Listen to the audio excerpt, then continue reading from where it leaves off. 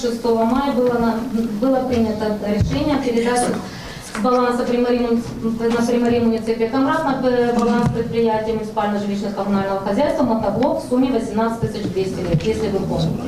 Сейчас, когда начали формировать все документы, оказалось, что к этому мотоблоку есть еще агрегаты. Это прицеп на сумму 8700 леев и культиватор на сумму 2600.